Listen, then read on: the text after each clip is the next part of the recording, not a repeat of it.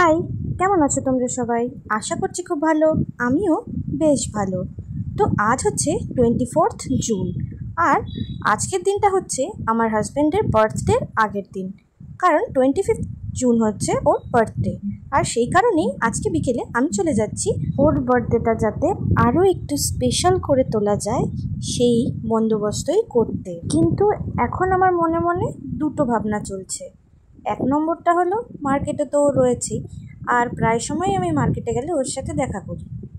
আর আজকে এরকমটা যদি আমি করি যে গিয়ে ওর সাথে না দেখা করে চুপি চুপি ফুলটা কিনে এনে বাড়িতে এসে রেখে দিই, তাহলে তো ও রাত্রেবেলা হঠাৎ দেখে খুব স্পেশাল ফিল করবে। কিন্তু বিষয়টা হচ্ছে, কিন্তু যদি ও কোনোভাবে বাইরে বেরিয়ে যায় তাহলে তো আমার প্ল্যানটাই ভেস্তে যাবে, তাহলে তো জেনেই যাবে যে আমি মার্কেটে এসেছি। তাই সে কারণে ভাবলাম যে আগে ওর সাথে দেখা করব, দেখা করে বেরিয়ে তারপর আমি আমার প্রয়োজনীয় জিনিসপত্র কিনবো। মার্কেটে গিয়ে ওর সাথে যথারীতি দেখা করা হয়ে গেছে। তারপর আমি চলে এসেছি ফুলের দোকানে একটা ফুলের বুকে কিনবো বলে। তারপর ফুল পছন্দ করে বানাতে দিয়ে দিলাম একটা ছোট্ট মতো তোড়া, খুব সুন্দর। আর আমি একটা চকলেটও নিয়ে নিয়েছি, আর সাথে আমি বানিয়েছি নিজের হাতে সুন্দর একটা ছোট্ট পপ আপ কার্ড। আর ওর জন্য যে স্পেশাল গিফটটা রয়েছে সেটা হচ্ছে একটা রিং। আশা করছি ও পছন্দই হবে। 12টা বেজে গেছে আর আমি ওকে কেকও কাটাতে শুরু করে দিয়েছি। কিন্তু বিষয়টা হচ্ছে, আমি চেয়েছিলাম কেকটা আর রিংটা একটা পিনাটা কেকের ভেতরে থাকুক। সেই মতো আমি পিনাটা কেকের সমস্ত জিনিসপত্র অর্ডার করেছিলাম। কিন্তু বিষয়টা হচ্ছে, আমি একা কোনো প্ল্যান করব আর প্ল্যানটা ভেস্তে যাবে না, এরম তো হতে পারে না। তাই অনেক চেষ্টার পরও পিনাটা কেকটা বানানোর সময় চকলেটটা গলানোর পর ঠিকঠাক জমলো না। সেই মতো করে আমি পিনাটা কেক বানাতেও পারলাম না, আর সেই জন্য ঢাকাও হলো না, একদম ওপেনভাবেই দিতে হলো। সে তো আর কিছু করার নেই। আর এটা হয়তো হলো, পরে আরও বেটার কোনো প্ল্যান করতে পারবো সেই কারণেই। কারণ সবসময় সব কিছু হয় কিছু একটা ভালো হওয়ার জন্যই, সেটা তো আমি খুব ভালোভাবে বিশ্বাস করি। যাই হোক, এই হচ্ছে সেই রিং, যে রিংটা আমি ওর জন্য নিয়েছি। রিংটা কেমন হয়েছে সেটা তোমরা কমেন্টে জানাতে পারো অবশ্যই, তোমাদের যদি ইচ্ছে হয় তো। এখানে আমি ভাবলাম রিংটা ও কেন একা একা পরবে, আমি ওকে পরিয়ে দিই, তাই আমি ওকে রিংটা পরিয়ে দিচ্ছি। আর রিংটা পরার পর হাতটা বেশ ভালোই লাগছিল, কিন্তু বেচারার মুখটা দেখে বড় মায়া লাগছে। সারাদিনে কাজ করার পর শান্তি করে ঘুমাচ্ছিল, কিন্তু সেই ঘুমটা তো আমার সহ্য হলো না। সে যাই হোক, একটা দিন ডাকাই যেতে পারে। আর ওর বার্থডের দিন সকালে ঘুম থেকে উঠেই দেখি রান্নাঘরে সমস্ত 5 রকমের ভাজা কাটা, চাটনির জন্য আম কেটে রাখা, পায়েস করে রেডি করে মামুনি রেখে দিয়েছে। আর তার কিছুক্ষণ পর থেকেই লেগে গেছে রান্নার কাজে। তাই আমিও লেগে পড়লাম আমার কাজে। আর আমার কাজটা হচ্ছে, ও যে জায়গায় দাঁড়িয়ে কেক কাটবে তার ব্যাকড্রপটা তৈরি করা। তাই সুন্দরভাবে রেডি করে নিচ্ছি জায়গাটা। আর এটা করতে আমায় হেল্প করছে বৌদি, মানে আমার যা।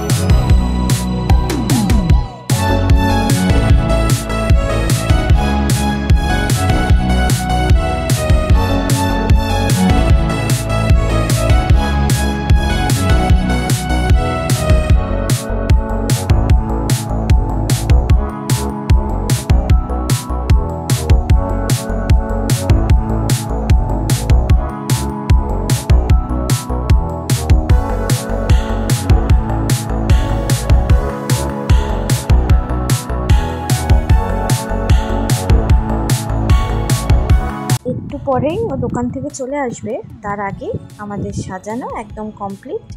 আর তাছাড়া আমাদের বাড়ির ছোট্ট ছানাটা, সেও চলে এলে একটা কাজ সুষ্ঠুভাবে করা হতো না, তো তার আগেই হয়ে গেছে।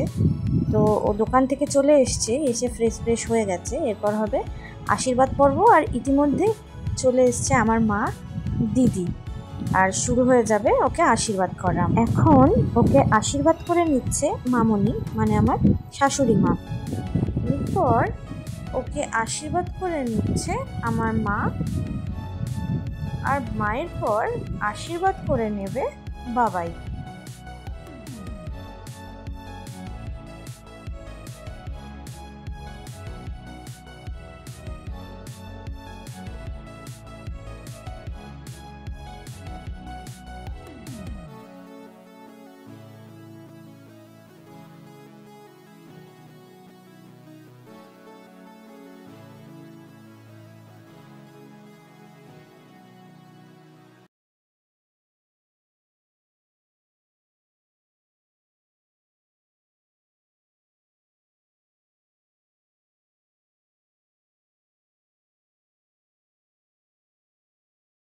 এরপর শুরু হবে জন্মদিনের ভুরিভোজ, আর যার মধ্যে একটা রান্নাও আমি করিনি, তবে আমি গুছিয়ে দিয়েছি, একটা কিছু তো করেছি।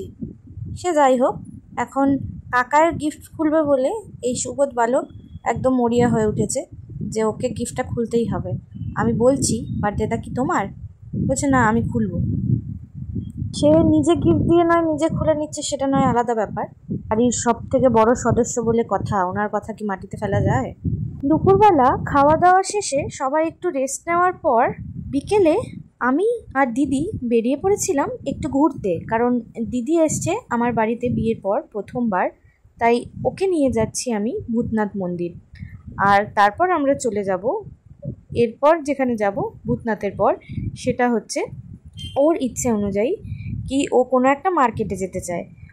যদিও প্রথমে ও বলেছিল গড়িয়াহাটের কথা, কিন্তু গড়িয়াহাটটা আমার বাড়ি থেকে একটু বেশি দূরত্বে, হাতিবাগানটা কাছে পড়ে, তাই আমি বলেছিলাম আমি ওকে হাতিবাগানে নিয়ে যাব। ও সাথেই রাজি হয়ে যায়, আর তারপর আমরা সেখানেই যাই। কিন্তু এখন আমরা যাচ্ছি ভূতনাথ টেম্পলের দিকে। আমরা পৌঁছে গেছি ভূতনাথ মন্দিরে। আর তোমরা যারা ভূতনাথ মন্দিরে গেছো, মানে নিমতলায় ভূতনাথ মন্দিরে যারা গেছো, তারা তো নিশ্চয়ই জানবে যে মন্দিরের ভেতরে ক্যামেরা অ্যালাউ করে না, তাই যেটুকুনি দেখানোর আমি মন্দিরের বাইরের থেকেই দেখাতে পারবো। আর আমি যে লম্বা ভিডিও না করে চওড়া ভিডিও করব, সেটা আমার মাথা থেকে একদম বেরিয়ে গেছিলো, তাই জন্য এরপর থেকে প্রত্যেকটা ক্লিপ আমি লম্বাভাবেই নিয়েছি।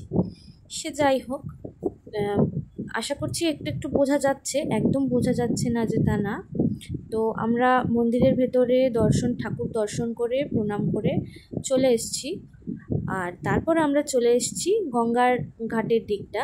আর এই বিকেলবেলার সময়ে গঙ্গার ধারে একটা আলাদাই আমেজ, কি ভালো লাগে, সুন্দর মিষ্টি একটা হাওয়া, সুন্দর দৃশ্য, আশেপাশে প্রচুর লোকের ভিড় যারা বসে রয়েছে চুপচাপ।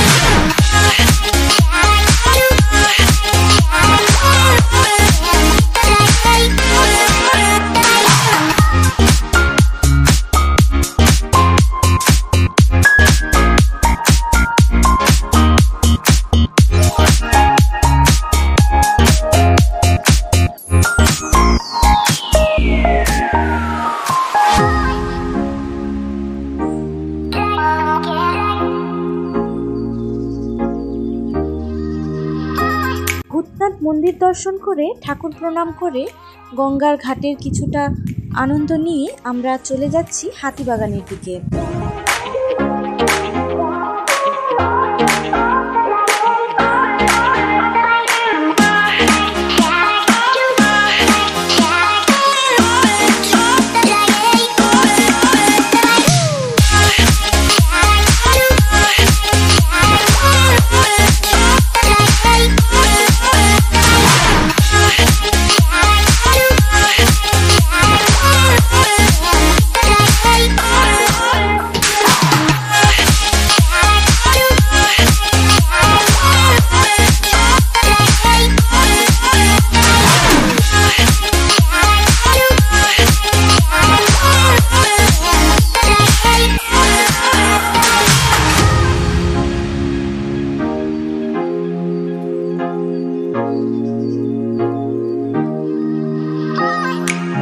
দেখা হচ্ছে নেক্সট কোনো ভিডিওতে।